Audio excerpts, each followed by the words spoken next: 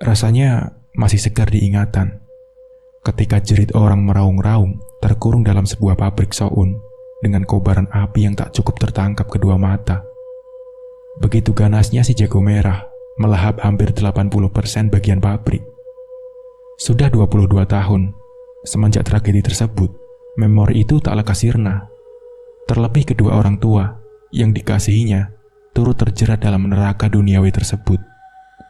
Rasa bersalah terus membayangi benak dan pikirannya. Bagaimana tidak, waktu itu dia merupakan bocah yang masih berusia 5 tahun, hanya bisa menangis menyaksikan tragedi berdarah itu. Tahun itu memanggil pemadam kebakaran tidak semudah saat ini. Orang-orang desa hanya berusaha memadamkan api dengan sebuah ember yang mereka ambil berulang kali dari sungai dan sumber air terdekat. Mayoritas penduduk di desa saya adalah petani. Ada yang menggarap lahan sawahnya sendiri. Ada pula yang menggarap lahan sawah milik tuan tanah yang kala itu sedang berjaya. Meski begitu, semua berjalan baik-baik saja, walau kesenjangan sosial marak di mana-mana. Yang kaya semakin kaya, yang miskin semakin miskin. Menyedihkan, menyaksikan banyak keluarga kecil yang menggarap lahan sawah milik juragan dengan susah payah dan segala upaya, namun hanya mendapat upah 10% dari hasil panen setiap 3 bulan sekali. Itu pun kalau hasilnya bagus. Kadangkala, ada waktu yang apes melanda penduduk desa. Salah satunya gagal panen. Bertahun-tahun, warga desa saya bergantung hidup kepada sawah dan padi. Sebelum akhirnya tahun 1983, seorang juragan besar dan kaya raya mendatangi kepala desa. Sebut saja Pak Junet, seorang sarjana ekonomi, katanya. Beliau merupakan penduduk desa seberang yang melihat potensi besar di desa saya. Baik dari SDM maupun SDA, beliau berniat mendirikan sebuah pabrik soun atau mie putih di salah satu lahan kosong yang cukup luas, yang berbatasan langsung dengan lahan pertanian desa.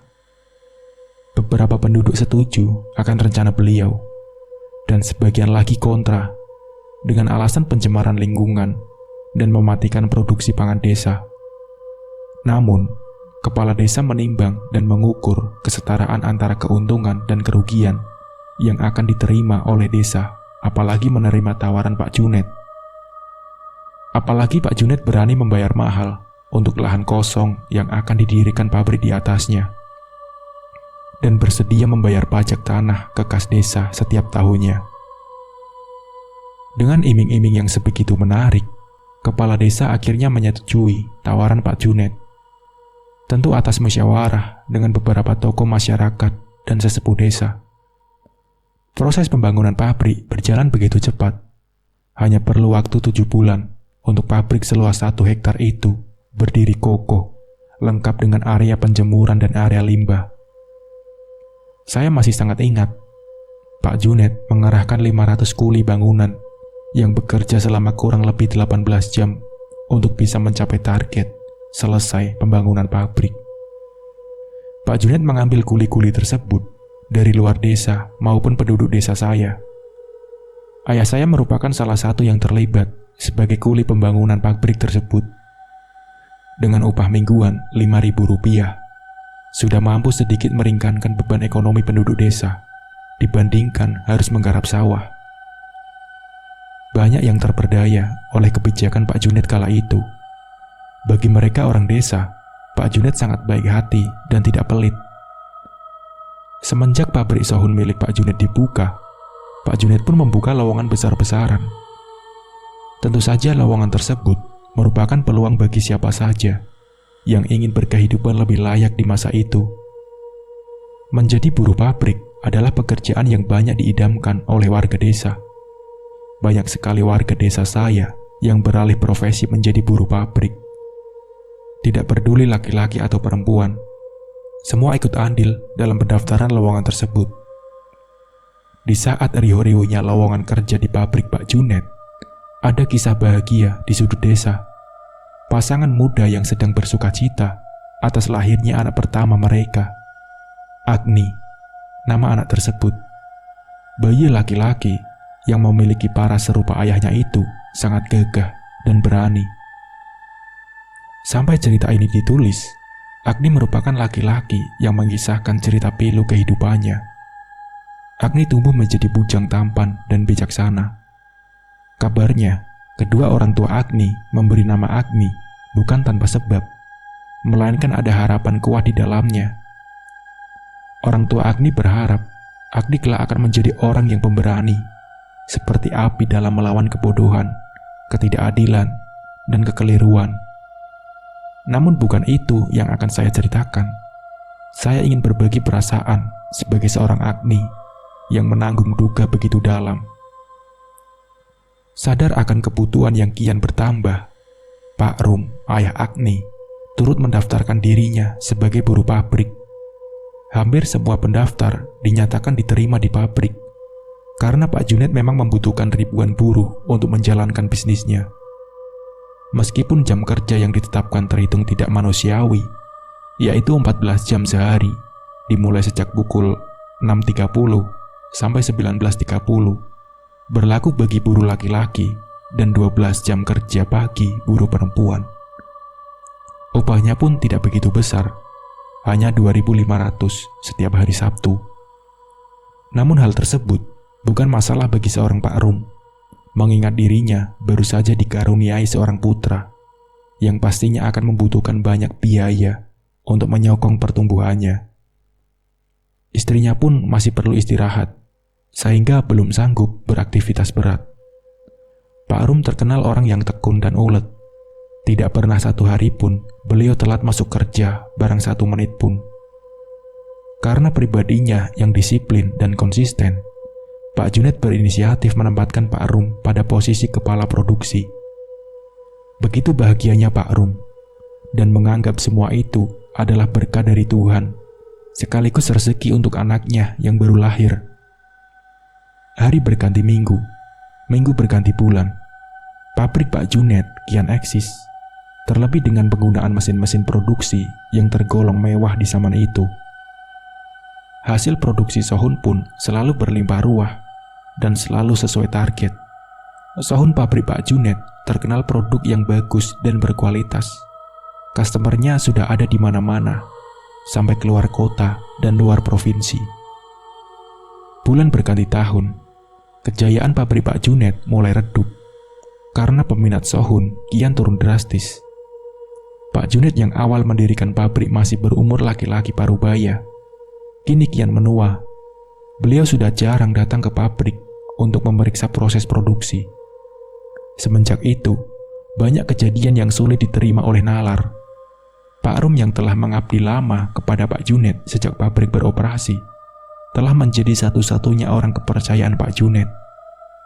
Pak Rum dipercaya untuk mengawasi mobilitas pabrik, ibarat seperti tangan kanan Pak Junet.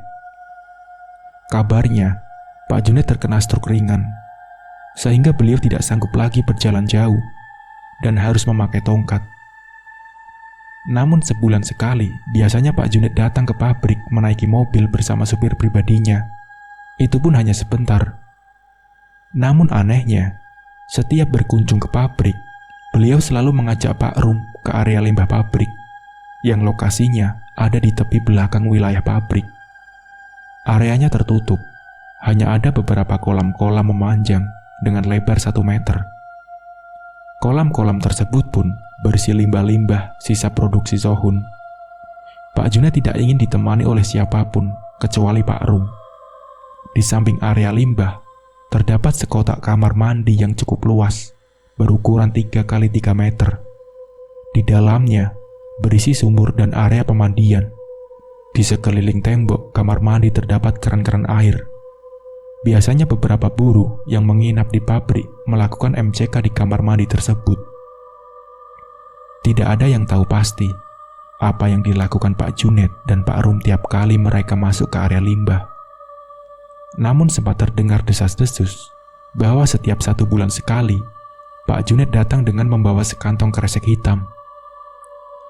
Salah satu buruh bernama Pak Yadi sempat tidak sengaja memergoki Pak Junet menunjukkan isi kantong kresek tersebut kepada Pak Rum di ruang produksi.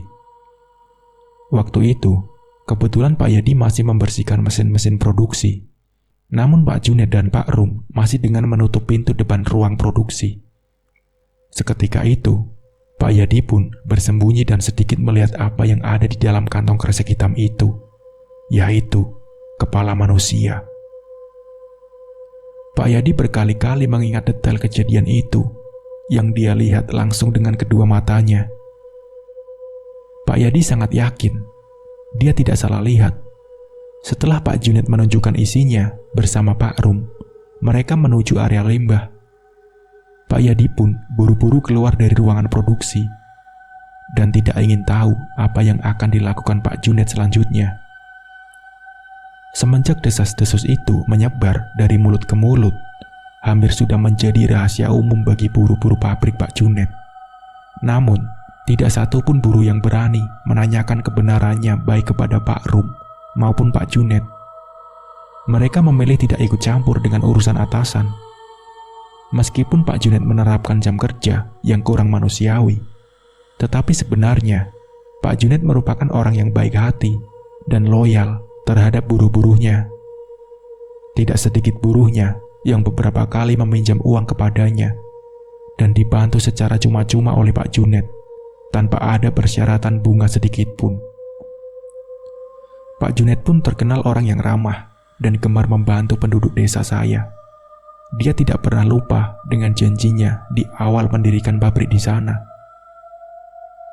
Cerita dari sudut pandang Pak Rum. Semenjak kelahiran putra pertamaku, Agni, mau tidak mau aku harus bekerja lebih ekstra dari sebelumnya. Menggarap sepetak sawah memiliki juragan tidak pernah menjanjikan sesuatu apapun. Kebetulan seorang juragan besar membuka lowongan besar-besaran di pabrik miliknya. Awal aku diangkat menjadi kepala produksi. Pak Junet sudah mewanti-wanti bahwa bisnisnya ini mungkin tidak akan bertahan lama, hanya berkisar 5 tahunan. Aku sempat protes kenapa seperti itu. "Udah, kamu nurut aja, Rum. Gajimu masih kurang," sahut Pak Junet dengan nada sedikit naik. Sebenarnya, upah yang diberikan Pak Junet sudah lebih dari cukup untuk hidup keluarga kecilku. Namun ucapan Pak Junet sedikit merampas kepercayaanku kepada beliau. Jika beliau sudah tahu bahwa bisnisnya tersebut mungkin tidak akan bertahan lama, lalu untuk apa beliau mendirikan pabrik sohun?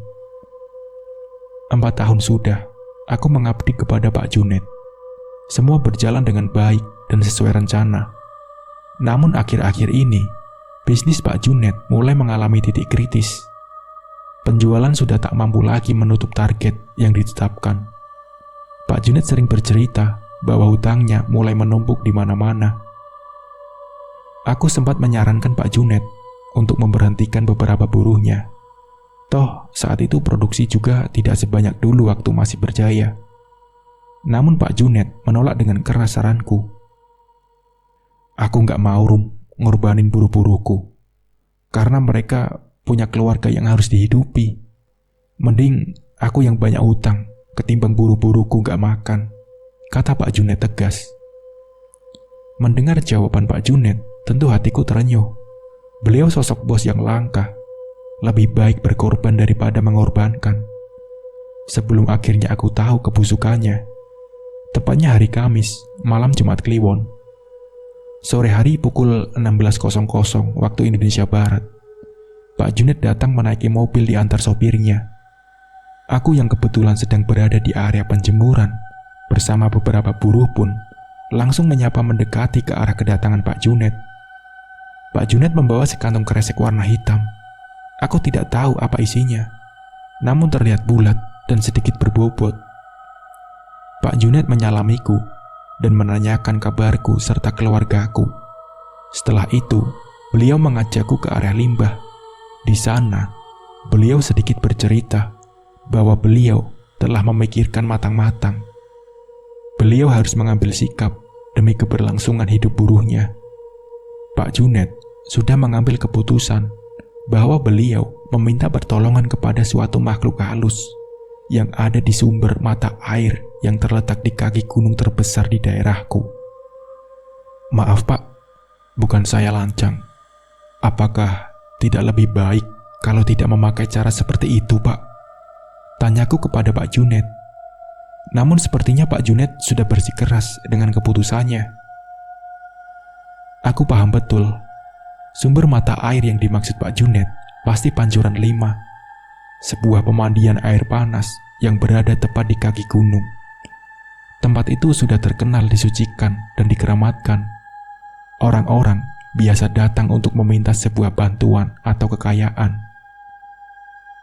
Namun, jantungku kembali terpacu ketika Pak Junet secara sadar membuka isi kantong kresek hitam itu yang ada di tangan kirinya. Kepala seorang laki-laki yang bercucuran darah dari hidung dan telinganya. Kedua bola matanya yang telah hilang dari tempatnya. Mulutnya menganga, seperti sebelumnya telah terjadi pencekikan yang keji. Aku hampir muntah saat itu. Baunya anyir darah tak lagi tertahankan. Kamu gak usah takut. Ini cuma pengorbanan kecil, Rum. Mending mengorbankan satu nyawa ketimbang banyak nyawa, ucap Pak Junet menenangkan. Tapi laki-laki itu siapa, Pak? Tanyaku dengan bibir yang gemetar. Dan ku ketahui bahwa laki-laki tersebut merupakan seorang pengendara yang bahkan Pak Junet pun tidak tahu menahu siapa identitasnya. Dia merupakan salah seorang tumbal yang dikorbankan melalui kecelakaan lalu lintas di sebuah alas yang dikenal angker di daerah yang cukup jauh dari daerahku. Ini lehernya tertindas truk, ucap Pak Junet dengan singkat. Saat itu juga, Pak Junet memintaku untuk mengubur kepala tersebut di celah-celah kolam limbah.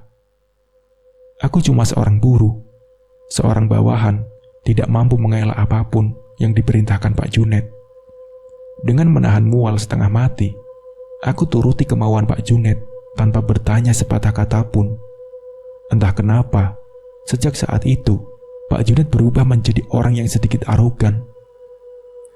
Jangan bilang siapa-siapa, Rum. Ini rahasia kita berdua. Ini juga buat kebaikan kita dan buru-buru yang lain. Tolong kamu jaga kepercayaanku, Rum. Aku sudah gak tahu lagi harus bagaimana. Ini satu-satunya jalan, pinta Pak Junet sembari memegang pundakku. Aku hanya mampu mengangguk patuh. Kepalaku dipenuhi dengan 1000 tanya. Pabrik ini bukan sembarang pabrik.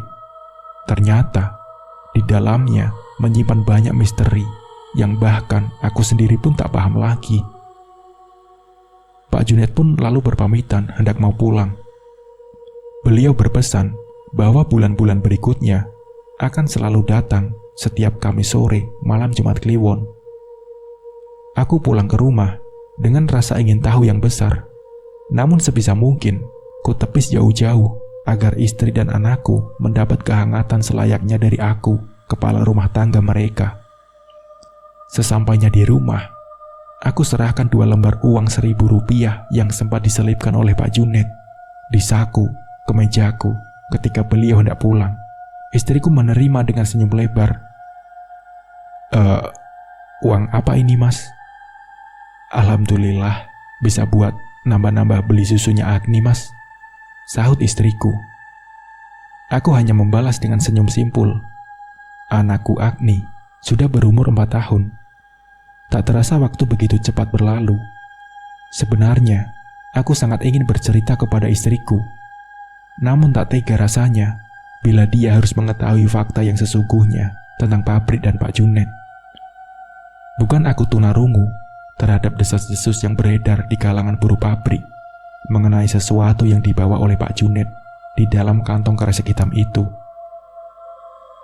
Namun, aku memang memilih bisu akan kabar tersebut. Aku memilih berpura-pura tidak mengetahui apa-apa. Sebisa mungkin, aku bersikap biasa saja kepada teman-teman buruh yang lain. Di suatu hari, tepat hari Rabu malam, tumben Pak Junet datang ke pabrik. Kebetulan malam itu adalah giliran aku ronda di pabrik bersama kedua teman buruhku. Aku diajak masuk ke mobil Pak Junet. Lalu aku dibawa ke arah utara, jalan menuju gunung. Aku paham, pasti aku hendak diajak ke Pancuran 5 itu. Aku hanya berdiam diri sepanjang perjalanan tanpa berani bertanya banyak. Jalur menuju gunung dan Pancuran 5 itu bukanlah jalur yang mudah dilalui. Terlebih di tahun itu, jalan aspal masih sangat sedikit dan lebih banyak jalan tanah dan berbatu. Kurang lebih 4 jam perjalanan, aku tiba di Pancuran 5. Ternyata, benar dugaanku. Pak Junet meminta di Pancuran 5 ini. Turun dari mobil, hawa dingin langsung menerpa tengkuk dan leherku. Bulu kuduk serasa merinding dan berdiri. Jam sudah menunjukkan pukul 11 malam. Tidak ada siapapun di sana, selain kami bertiga. Aku, Pak Junet, dan sopirnya. Segera Pak Junet memerintah supirnya untuk menyiapkan sesajen dan teman-temannya untuk ritual. Supir Pak Junet mengeluarkan sesajen dari dalam bagasi mobil. Ada ayam cemani juga yang sudah diikat kakinya. Ayamnya masih hidup. Segera kami berjalan menuju lokasi. Karena dari tempat parkir mobil ke Pancuran 5 itu masih harus menuruni tangga dari tanah sekitar 300 meter. Tenangkan pikiranmu, Rum. Kita nggak bakal kenapa-napa. Yang penting tetap jaga sikap kesopanan. Nanti juga kamu tahu apa permintaanku, ucap Pak Junet yang seolah paham kekhawatiran yang merenggut batinku. Aku hanya membalas senyum kepada Pak Junet. Sudah terdengar suara gemercik air yang cukup deras. Syahdu memang, namun tetap tidak menghilangkan kesan angker. Karena lokasi Pancuran 5 berada di tengah-tengah hutan pinus yang asri dan rimbun. Sesampai di Pancuran 5, debit airnya sedang besar. Airnya jernih. Hanya ada satu sumber penerangan di sana. Lampu bolam 5 watt yang tergantung di tiang bambu setinggi 2 meter. Sama sekali tak cukup menerangi Pancuran 5 tersebut. Namun, di bawah lampu terdapat batu datar dengan diameter 1 meter, dan di depan batu tersebut terdapat gundukan tanah yang menggunung serta sisa-sisa dupa, bunga yang mengering, dan kemenyan. Menurut Pak Junet, batu datar tersebut biasa digunakan orang untuk bersemedi, sekedar untuk mencari wangsit atau pencerahan, maupun mencari kekayaan. Pak Junet segera meletakkan sesajen di atas gundukan tanah, menyalakan dupa, dan membakar kemenyan. Kemudian, dia berlutut, lalu merapalkan kalimat yang aku tak paham maksudnya.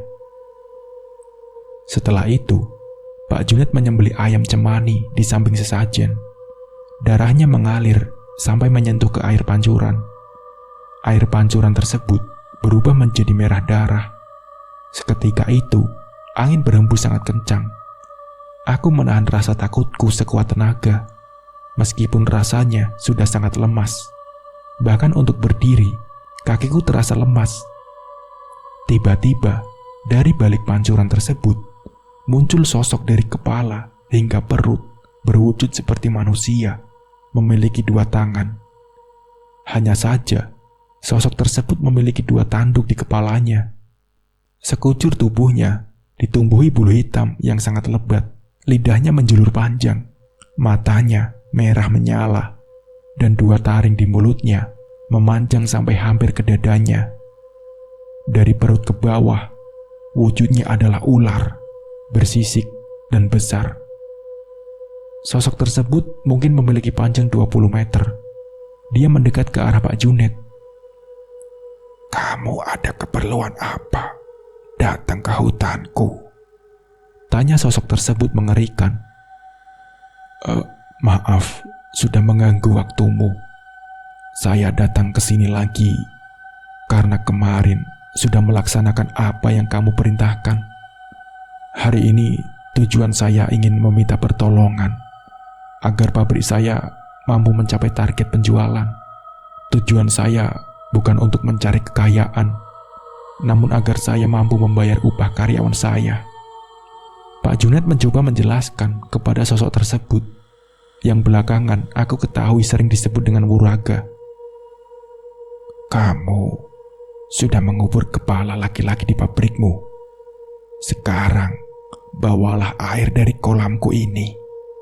Tuang di sumber mata air di pabrikmu. Jangan lupa dengan bagianku," jawab sosok tersebut. Pak Junet pun mengangguk dan menuruti perintah sosok tersebut. Diambilnya air dari kolam Pancuran 5 dengan menggunakan botol kaca. Terima kasih banyak, Wuraga," ucap Pak Junet. Seketika, angin kembali berhembus kencang dan sosok itu perlahan mulai menghilang. "Pak, bagian untuk makhluk tadi apa, Pak?" tanyaku yang sedari tadi sudah membendung jutaan tanda tanya. Awalnya Pak Junet hanya diam dan berjalan menaiki tangga menuju parkiran mobil. Namun aku terus membujuk agar Pak Junet mau menjawab pertanyaanku. "Sudah, Rum, ini urusanku. Kamu gak bakal kena dampaknya. Aku cuma pengen terbuka sama kamu. Karena aku sudah percaya beneran sama kamu. Kalau kamu mau tahu apa yang menjadi bagian Wuraga, yaitu orang-orang yang kecelakaan di jalan-jalan. Jadi gak mungkin merugikan kita," terang Pak Junet dengan nafasnya yang terengah-engah, kelelahan menaiki tangga. Terlebih struk ringan di kaki kanannya menyulitkan beliau berjalan. Aku sedikit lega dengan jawaban Pak Junet, meskipun sebenarnya pikiran berkecamuk.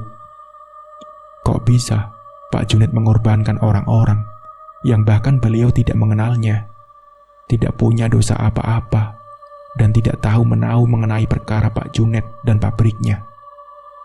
Entahlah, saat itu aku hanya ingin segera pergi dari hutan tersebut dan pulang, karena aku sangat mengantuk. Di perjalanan pulang menuruni lereng bukit kaki gunung, jalannya memang berkelok tajam. Tiba-tiba, di suatu tikungan, kami dikejutkan oleh sekawanan kerahutan yang menghadang mobil kami. Supir Pak Junet menekan-nekan klakson serta mengedip-ngedipkan lampu mobil agar kawanan kera tersebut takut dan mau menyingkir dari badan jalan. Namun kera-kera tersebut justru membabi buta. Beberapa dari mereka naik ke atas mobil dan mencakar-cakar kaca jendela mobil. Mobil yang kami naiki hanyalah mobil carry jadul yang tidak ber-AC. Jadi kami hanya mampu menutup kaca-kaca jendela mobil dan pasrah terdiam, menunggu kera-kera tersebut bosan dan pergi dengan sendirinya. Cukup lama kami menunggu. 45 menit setelahnya, baru kawanan kera pergi. Kami melanjutkan perjalanan pulang. Pukul 03.00 dini hari, kami sampai di pabrik. Aku diturunkan oleh Pak Junet. Setelahnya, aku langsung bergegas ke rumah untuk tidur, walaupun hanya sebentar, karena 6:30 nanti harus kembali berangkat ke pabrik. Keesokan harinya, aku beraktivitas seperti biasa. Namun pabrik terasa ada yang aneh. Hawanya tidak seperti biasanya. Hari itu terasa lebih anyep, dingin. Padahal di dalam pabrik terdapat banyak mesin-mesin produksi yang sedang beroperasi dan menimbulkan suara gaduh. Sedangkan atas pabrik juga hanya dari seng yang seharusnya menambah hawa panas di dalam pabrik. Namun hari itu benar-benar terasa dingin. Bahkan aku sama sekali tidak berkeringat. Padahal terik matahari di luar sedang menyengat-nyengatnya. Prak! Terdengar suara gaduh seperti barang yang terjatuh dari ketinggian. Sumber suara tersebut berasal dari area limbah.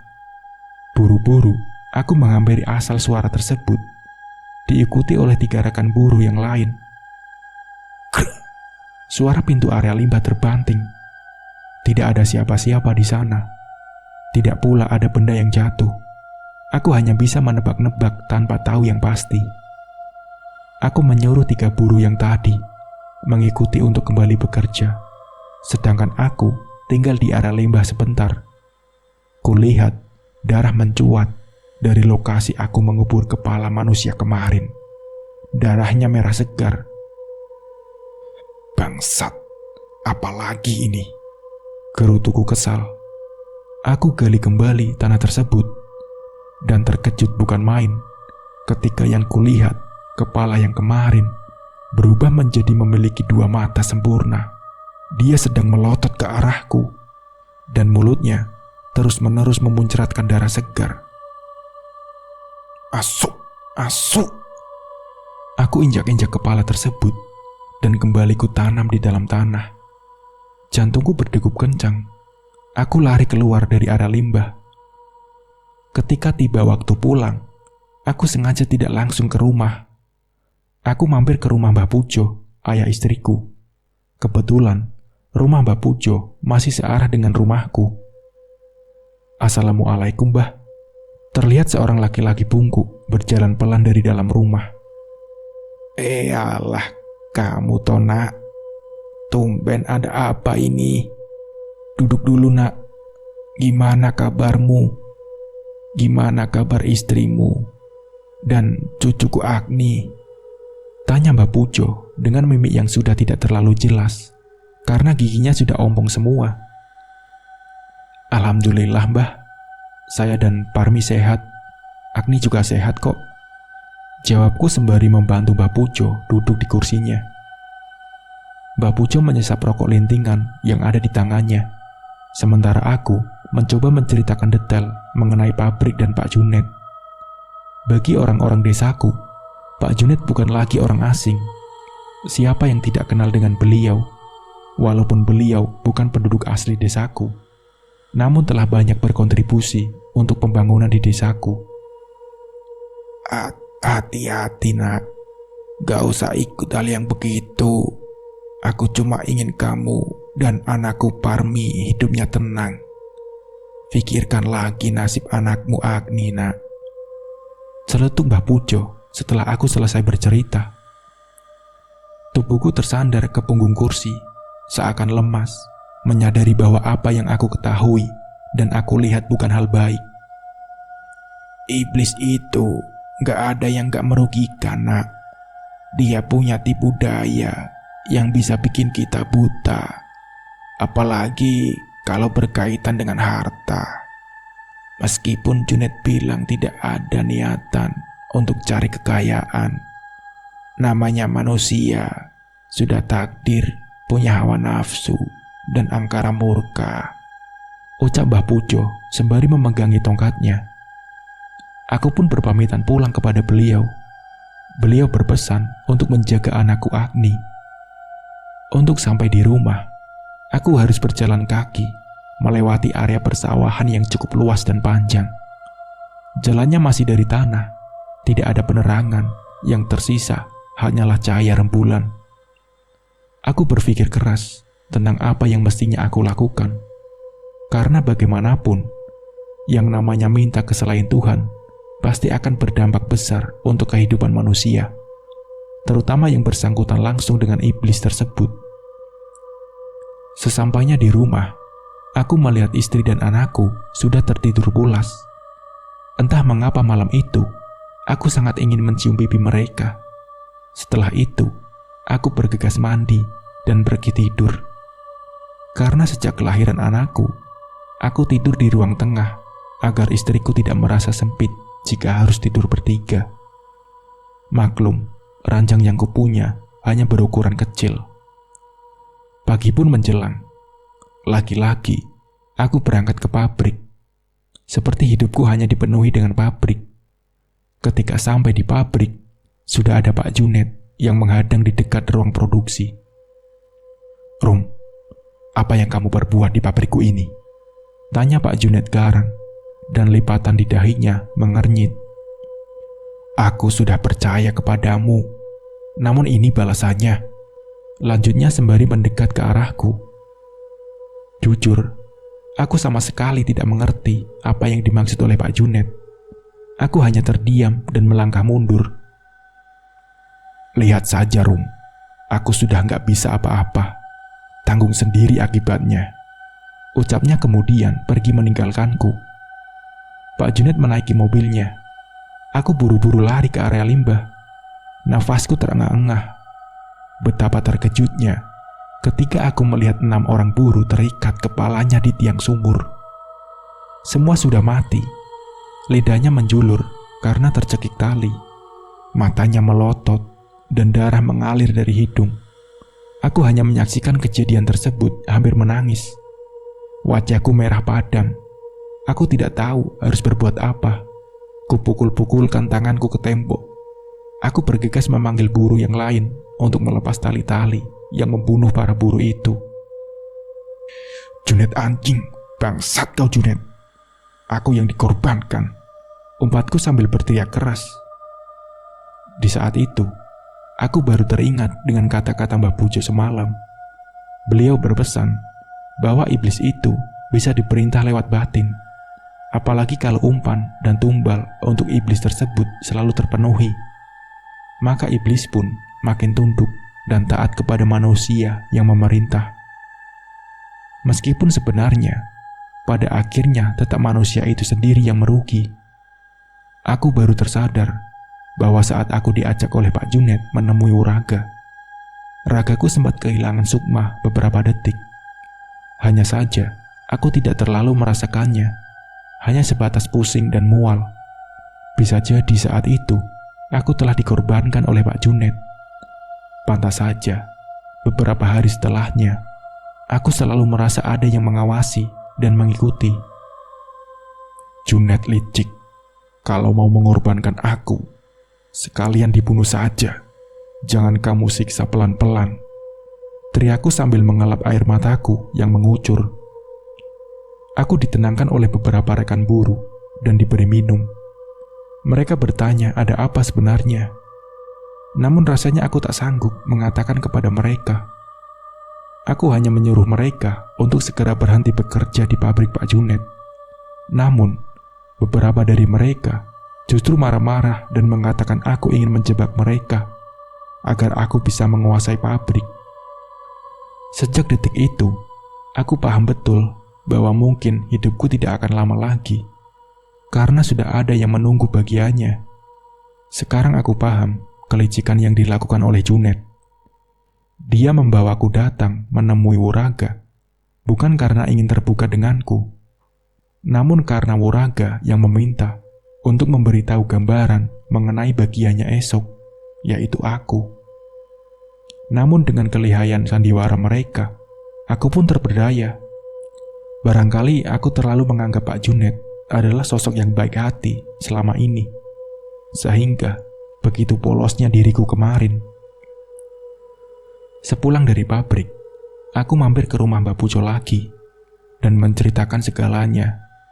Mata Mbah Pujo berkaca-kaca, karena mungkin beliau sadar anaknya Parmi akan segera menjanda dan cucunya Agni akan menjadi anak yatim. Namun nasi sudah menjadi bubur. Tidak ada yang bisa diperbuat selain berserah kepada Yang Maha Esa. "Ada satu cara, Nak, agar kamu bisa terlepas dari hal ini. Tapi resikonya pun besar sekali. Apa kamu siap?" tanya Mbah Pujo. "Datanglah ke Pancuran 5 sambil bawa ini, Nak. Temui iblis itu. Jangan ada keraguan di hatimu. Tuangkan di kolamnya dia. Insya Allah, ini bisa menghentikan hal yang kamu hadapi. Semoga bisa menyelamatkan teman-temanmu di pabrik," ucap Mbah Pujo sambil menyodorkan cairan dalam botol kaca kecil, yang ternyata itu adalah air zam-zam yang masih beliau simpan, oleh-oleh dari tetangga yang dahulu pergi berhaji. "Iya Mbah, terima kasih ya. Malam ini saya mau langsung ke Pancuran 5. Minta doa dan restunya Mbah." Aku pun bergegas pamit pulang ke rumah untuk bersiap-siap menuju Pancuran 5. Setelah semua siap, aku pamit kepada istriku. "Dek, kalau nanti atau besok aku nggak pulang, tolong ikhlaskan aku ya. Aku titip Agni. Aku sudah ada simpanan untuk masa depan Agni. Semua yang kamu butuhkan ada di atas lemari di kotak," ucapku sembari mengelus rambut istriku yang sedikit menitikan air mata. Dia sempat beberapa kali menahan tanganku agar tak pergi. Namun mau tidak mau, aku harus menghentikan kelicikan Junet. Aku pun berlari menuju rumah Yanto, karibku, yang kebetulan dia memiliki sepeda motor. Kemudian, berlanjut dari sudut pandang Parmi, istri Pak Rum. Aku benar-benar tidak menyangka karena malam itu, suamiku nekat meninggalkan aku dan anak sematawayang kami. Waktu itu, Agni sudah terlelap tidur. Aku berusaha menahannya, namun percuma. Suamiku memang keras kepala. Jika sudah mengendaki sesuatu, maka harus dilakukan. Aku bahkan tidak tahu apa yang sedang suamiku hadapi, karena dia memang tidak pernah menceritakan sedikit pun masalah yang ada di pabrik. Aku mengira semua berjalan baik-baik saja. Bagaimanapun, aku harus kuat, menyadari bahwa malam itu ternyata malam terakhir aku berbicara dengannya. Karena kenyataannya, suamiku tak pernah ada tanda kembali. Sudut pandang Mbah Pujo. Pukul 02.00 dini hari. Kentongan dipukul keras-keras, meskipun pendengaranku telah sedikit berkurang. Aku masih ingat jelas bahwa warga desa berteriak kalang kabut. Suara teriakan itu ternyata suara orang minta tolong karena pabrik soun kebakaran. Badanku yang kian tua renta hanya mampu berjalan pelan turun dari ranjang tua di kamar. Aku menuju teras rumah, dan benar saja, warga telah banyak berlarian menuju arah pabrik. Aku pun melihat kepulan asap tebal di udara. Tiba-tiba, anakku Parmi berlari ke halaman rumahku, sambil menggendong Agni, yang kala itu masih 5 tahun. Bocah itu hanya terdiam kebingungan. Pak, suami saya, mushroom di pabrik, Pak. Parmi sudah menangis sesegukan. Buru-buru, Parmi melanjutkan berlari menuju arah pabrik. Di tengah riuhnya warga yang berbondong menuju ke sana, aku pun dengan tubuh rentaku berjalan pelan menuju pabrik. Lalu kulihat Rikun saudara jauh berlari mendahuluiku. Kun, tolong aku digendong, Kun. Anakku dan cucuku ada di sana. Kalau aku jalan gak tahu kapan sampainya, teriakku serak. Rikun pun berbalik dan segera menggendongku. Pikiranku bergejolak, kekhawatiranku terjadi. Sejak awal Rum bercerita, aku sudah yakin bahwa akhirnya dia pasti akan mengorbankan dirinya demi teman-temannya. Dasar anak bodoh, gumamku di gendongan Rikun. Rum memang orang yang keras kepala, namun dia mempunyai dedikasi serta konsistensi yang kuat terhadap apa yang menjadi tanggung jawabnya. Namun dengan begini, anakku dan cucuku kehilangan sosok laki-laki yang menjadi tumpuan hidup mereka. Sampailah aku di depan pabrik. Rikun menurunkanku tepat di samping Parmi yang sudah menangis sejadi-jadinya. Agni yang bingung dan takut pun ikut menangis. Aku mencoba menenangkan Agni, namun bocah itu bisa apa selain menangis. Terdengar teriakan dari dalam pabrik. Teriakan tersebut suara beberapa laki-laki yang terbakar hidup-hidup di dalam. Warga ramai berusaha memadamkan api yang terlanjur besar. Parmi, sudah Par, gak usah dipikirkan. Ikhlaskan saja suamimu. Sudah gak mungkin dia selamat. Suamimu itu mengorbankan dirinya sendiri. Bentakku sambil berusaha menyeret tangan anakku untuk pergi dari sana. Namun, tiba-tiba seorang laki-laki dipenuhi api di sekujur tubuhnya keluar dari dalam pabrik. Tubuhnya menggeliat-geliat, kepanasan. Semua warga di sana mundur karena merasa ngeri. Tubuhnya yang sudah gosong masih bisa berlari ke sana kemari. Laki-laki tersebut, aku tahu, dia adalah Rum. Dia mencari-cari istrinya, Parmi. Parmi pun menyadari hal tersebut. Namun untuk apa?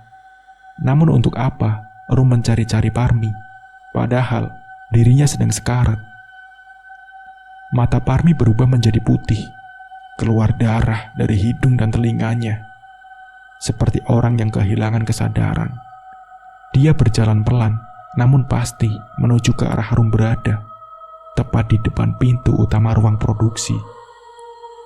"Parmi, nak, jangan mendekat, nak. Itu hanya jebakan, nak. Itu iblis," teriakku. Aku meminta pertolongan para warga agar menghentikan langkah Parmi. Namun sialnya, mereka takut dengan Parmi yang sudah berubah sedemikian seram. Sekira jarak Parmi dan Rum sudah 5 meter, tiba-tiba sosok yang menyerupai Rum perlahan berubah menjadi iblis yang disebut Rum sebagai Wuraga. Wujudnya seperti siluman ular, sangat besar dan semakin besar. Warga berhamburan lari dari sekitar pabrik. Aku masih terpaku menatap punggung Parmi yang kian hilang di telan api. Sementara Agni ada di sampingku, di genggaman tanganku. Tak terasa air mataku menetes, menyaksikan tragedi tak terlupakan tersebut. Pabrik terbakar habis, hampir 80% dari seluruh bangunan. Sedangkan Junet, si licik, tidak terlihat sedikit pun batang hidungnya. Aku menuntun Agni menuju rumah. Tubuhku lesu lemas, pikiranku kacau dan kalut. Entah bagaimana ke depannya, aku harus mengurus bocah 5 tahun ini sendirian. Sebulan setelah kebakaran pabrik, ku dengar kabar Junet semakin sukses dan kaya raya. Dia pun berencana mendirikan pabrik sepatu kulit di desa seberang. Mungkin lebih tepatnya, dia akan mendirikan pabrik tumbal lagi bersama angklek-angkleknya.